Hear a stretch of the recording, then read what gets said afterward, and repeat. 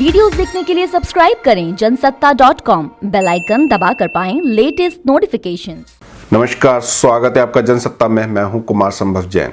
मैं आपको कोरोना से देश दुनिया में बने हालात की जानकारी देने के लिए हाजिर हुआ हूं, क्योंकि अब वक्त हो चला है कोरोना अपडेट्स का।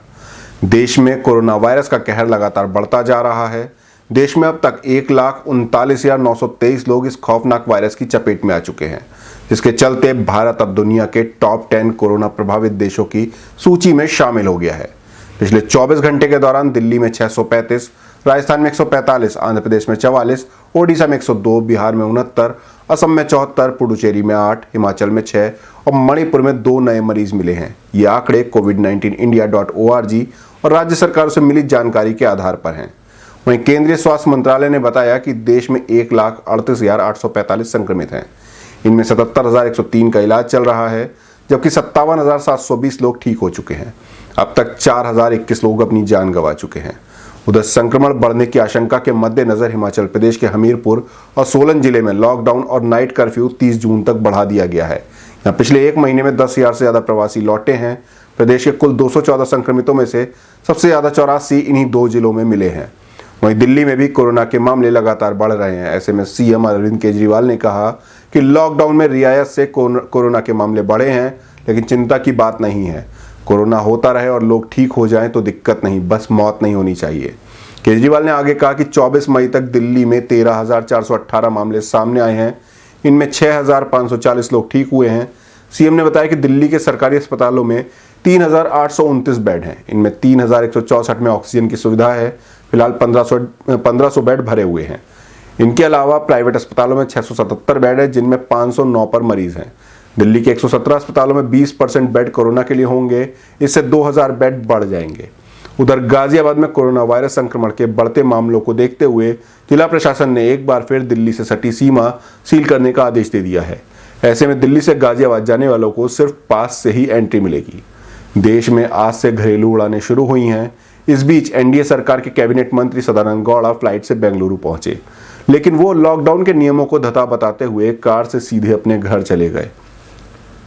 आपको बता दें कि नियमों के तहत उन्हें 7 दिन तक इंस्टीट्यूशनल क्वारंटाइन रहना था। उसके बाद 7 दिन तक अपने घर में क्वारंटाइन रहना था। ऐसे में सवाल उठता है कि क्या नियम कायदे सिर्फ आम आदमी के लिए ही हैं? उधर सुप्रीम कोर्ट ने एयर इंडिया को अगले 10 दिन तक एयरक्राफ्ट में 3 सीटों पर यात्रियों को बैठाने की मंजूरी दे दी है। कोर्ट ने यह भी कहा है कि बॉम्बे हाई कोर्ट के उस आदेश का पालन करना होगा जिसमें कहा गया था कि यात्रा के दौरान बीच की एक सीट खाली छोड़नी पड़ेगी। कोर्ट ने इसलिए ऐसा कहा क्योंकि 10 दिन के टिकट की बुकिंग पहले से हो चुकी है।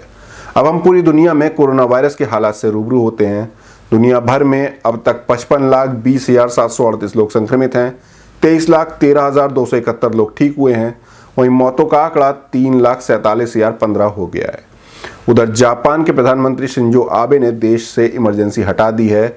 विशेषज्ञों से सलाह के बाद सरकार ने होक्काइडो, टोक्यो, साइतामा, चिबा और कनागावा प्रांतों से इमरजेंसी हटा दी।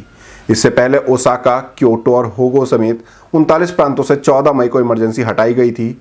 देश में अब तक 16,550 मामले सामने आ चुके हैं, जबकि 820 लोगों की मौत हो चुकी है। ब्राजील के राष्ट्रपति जैल बोल्सोनारो का एक वीडियो वायरल हो रहा है, जिसमें लोग उन्हें हत्यारा और बकवास आदमी बता रहे हैं। दरअसल रविवार को वे ब्रासीलिया में कुछ खाने पीने के लिए निकले थे।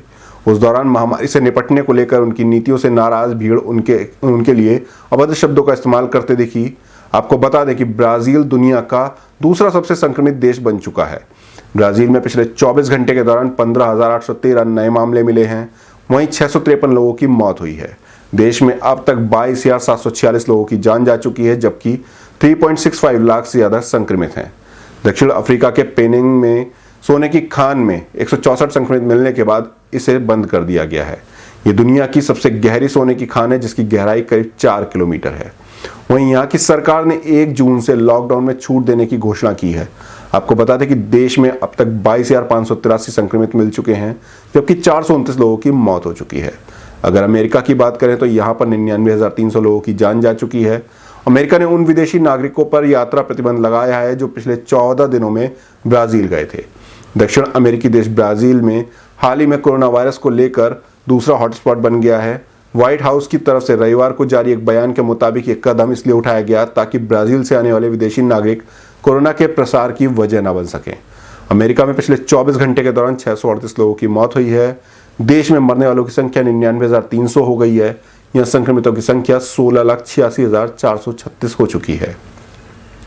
वहीं न्यूयॉर्क में संक्रमण के 3,71,193 केस हो चुके हैं। अमेरिका ब्राजील को 1,000 वेंटिलेटर्स डोनेट कर रहा है। अमेरिकी सरकार ने कहा है कि जल्द ही रक्षा और व्यापार में दोनों देशों के बीच साझेदारी और मजबूत की जाएगी। न्यूजीलैंड में सोमवार को कोई भी नया मामला सामने नहीं आया है। फिलहाल देश में 1504 संक्रमित हैं। हालांकि स्वास्थ्य मंत्रालय ने सोमवार को बताया कि WHO को भेजी गई रिपोर्ट के अनुसार न्यूजीलैंड में कोरोना के कुल मामले 1154 हैं। 6 मई से देश में संक्रमण के अब तक 21 मरीजों की मौत हो गई है। चिली में संक्रमण के मामले लगातार बढ़ रहे हैं। स्वास्थ्य व्यवस्था पर भी दबाव बढ़ गया है। देश में अब तक 70,000 से ज़्यादा मामले सामने आ चुके हैं। 700 लोगों की मौत हो चुकी है। राजधानी सैंटियागो में प्रतिबंध सख्त कर दिए गए हैं। उधर इजराइल की बात करें तो इजराइल में पिछले 4 दिन में किसी भी संक्रमित की मौत नहीं हुई है। यहाँ मरने वालों की संख्या 279 हो चुकी है। 5 नए मामले मिले हैं। इसके बाद कुल आंकड़ा बढ़कर 16,717 हो गया है। स्वास्थ्य मंत्री ने बताया कि जारी प्रतिबंधों में 14 जून से राहत दी जा सकती है। ड्रामा, फिल्में और शो जनता के लिए फिर से शुरू हो सकते हैं। इस दौरान लोगों को सोशल डिस्टेंसिंग के नियमों का पालन करना होगा और मास्क लगाना होगा। ये थे अब तक के कोरोना अपडेट्स। कोरोना के बारे में और भी जानकारी पाने के लिए बने रहिए जनसत्ता के साथ।